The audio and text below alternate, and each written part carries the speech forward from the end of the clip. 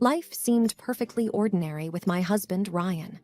Our evening routine, his light snoring, our shared love for board games on Sunday afternoons. But it all changed one night when I caught him taking late-night calls with a woman named Clara. He assured me she's just a friend, but my gut told me otherwise.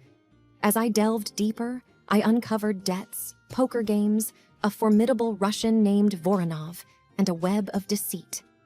From high-stakes poker tables to the dark underbelly of the gambling world, join me on this roller coaster journey of betrayal, revenge, and the lengths one will go to save what's dear to them. Every marriage has its secrets, but nothing prepared me for this. My name is Amanda, and this is my unusual story. It was a mild Thursday evening. I was curled up on the couch with my cat, Whiskers, engrossed in the latest episode of my favorite crime drama. The apartment was dimly lit, with the orange glow from the television casting shadows on the walls. The muted hum of the city outside only added to the cozy ambiance. But that ambiance was shattered when I heard it. My husband Ryan's phone vibrating on the kitchen counter. I glanced at the clock. 2:37 a.m. Who calls at this hour? I thought to myself. The hairs on the back of my neck stood up. Ryan was in the shower, probably unaware of the call. Curiosity got the best of me. I walked over, and the screen displayed unknown caller. I ignored it and went back to the couch, but the nagging feeling persisted. Over the next few weeks, these late-night calls became more frequent. Each time, Ryan would glance at his phone, his face unreadable, and step out of the room to take the call.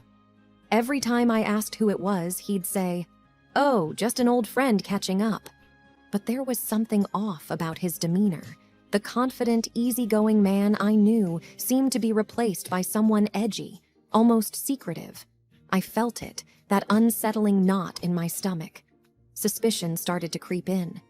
One morning, as I was getting ready for work, I found a tiny note in his jacket pocket. "Meet me at the park, 8 p.m. No name, no explanation. I have to know, I said to myself, anxiety and determination warring within me. I decided to take things into my own hands. Revenge? No, not yet. But if he was playing games, I was ready to play them tenfold. It was a risk, but I knew I needed evidence. So I borrowed a voice-activated recorder from a tech-savvy friend and hid it under our bed, hoping to catch one of their conversations. Days went by, and finally, on a rainy Tuesday evening, the recorder caught something. Ryan's voice, sounding almost desperate. "I can't keep doing this. It's not right. She's my wife. She doesn't deserve this."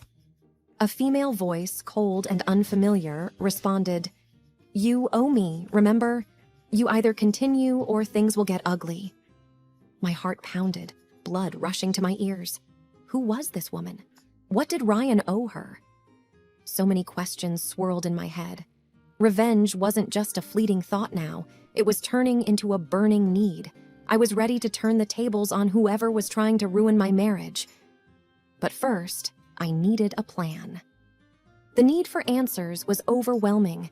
Every second that passed was torture, not knowing what secret my husband was keeping, not knowing who this mysterious woman was. My once peaceful home now felt like a ticking time bomb. I had to act.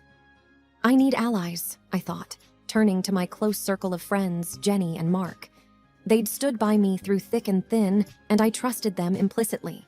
I played the recording to them, and their reactions mirrored my own shock and anger.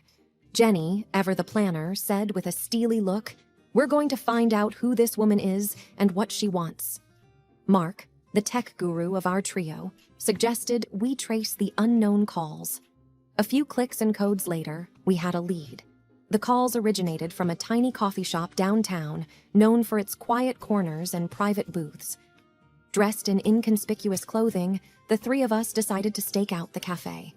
Hours passed with no sign of the mysterious woman. Just when I was about to give up, she walked in. Her raven black hair, red lips, and striking green eyes made her stand out instantly. She seemed to be waiting for someone, nervously glancing at her phone. Suddenly, the door swung open again. My heart skipped a beat. It was Ryan. Their conversation was hushed, but the tension between them was palpable. I needed to hear their conversation. Thinking on my feet, I took out my phone, dialed the cafe's number, and informed them of a fake gas leak. Panic ensued, and everyone evacuated, including Ryan and the mystery woman. As they stepped out, Jenny, pretending to be a panicked patron, accidentally spilled her coffee on the woman, while I quickly slipped another voice recorder into Ryan's coat pocket. As we regrouped at Jenny's apartment later, we anxiously played back the recording. "She's getting suspicious," Ryan whispered. "You think I care? You know what you have to do," she retorted. Ryan's voice trembled. "This isn't about money anymore, is it? It's about control." She laughed, a chilling sound. "You're in no position to question me." I sat there, my emotions a whirlwind of anger, sadness, and betrayal. But underlying all of it was a burning determination. I needed to confront Ryan, but not before I found out who this woman truly was and what she wanted. As the evening turned into night, Mark made a startling discovery. The woman, it turns out, was Clara, a name that took me back to our college days. Clara was Ryan's ex-girlfriend, known for her manipulative tendencies and vengeful streaks. But why was she back?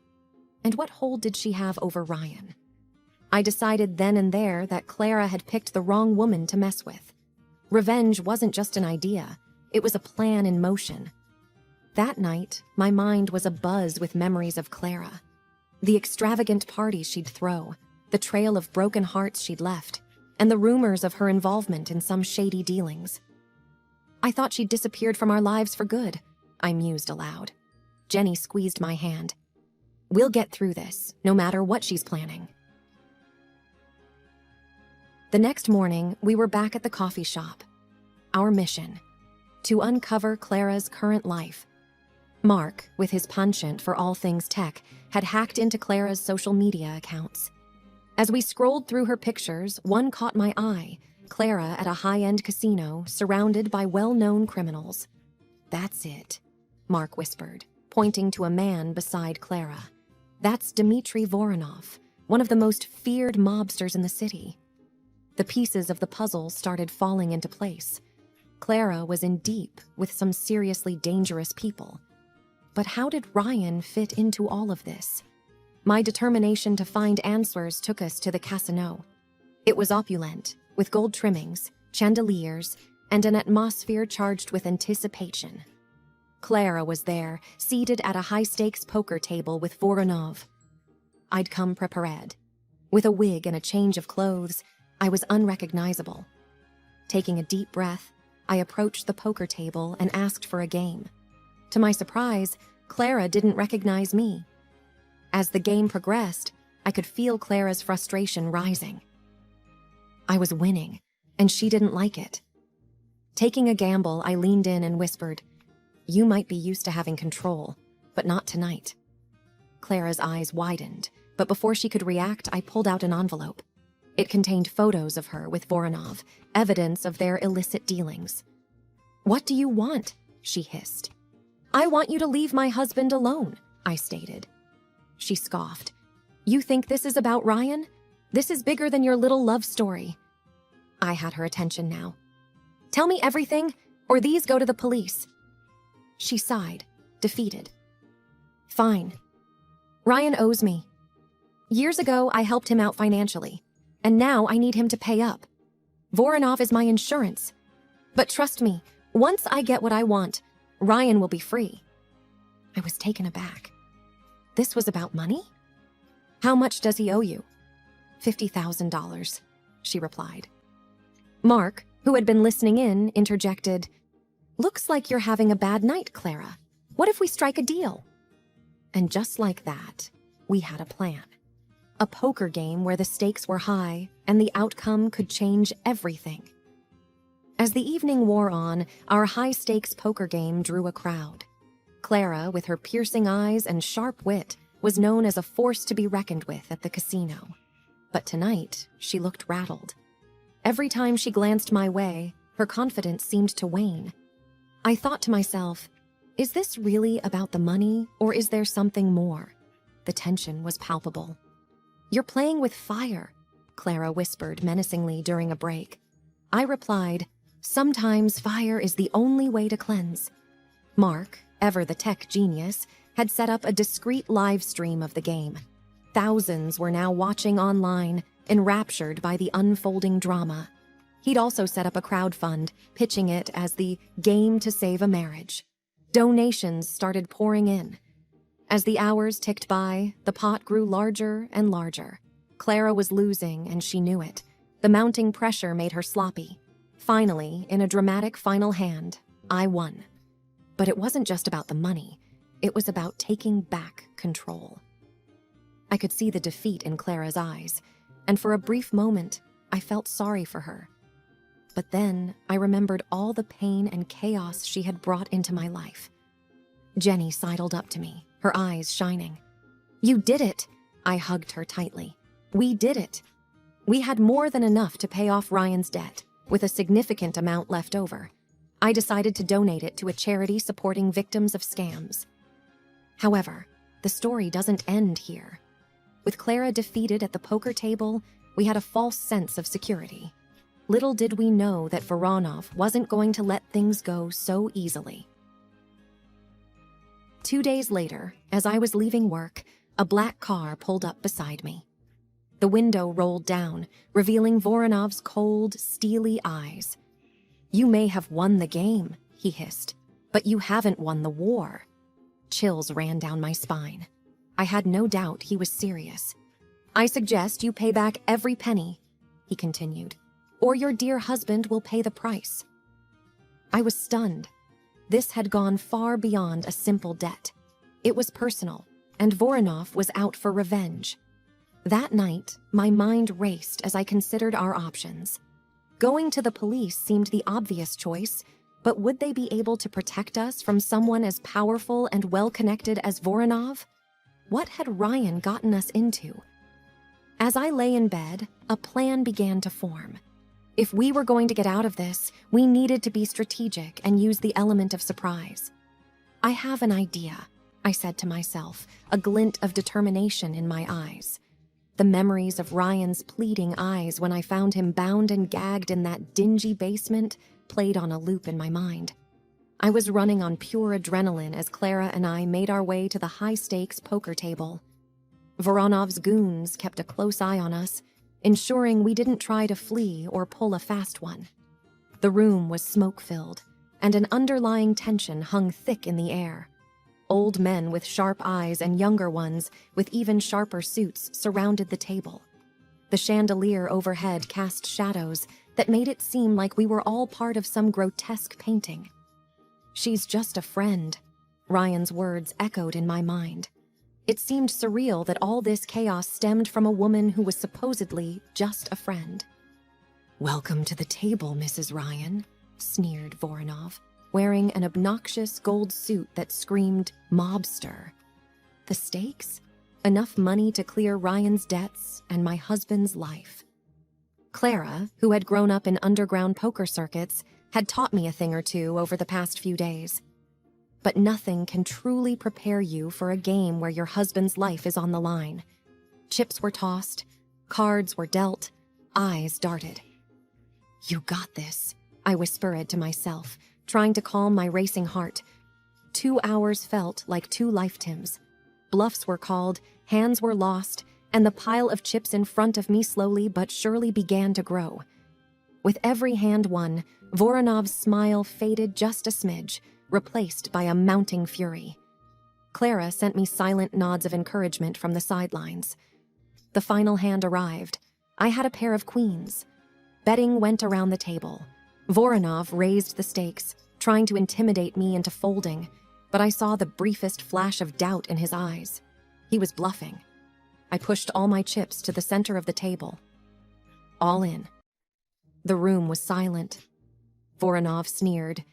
"You think you can beat me with a mere pair of queens?" He laid out his cards, a pair of tens. The room erupted in gasps and mumbled conversations. The stack of money in the middle of the table was pushed towards me.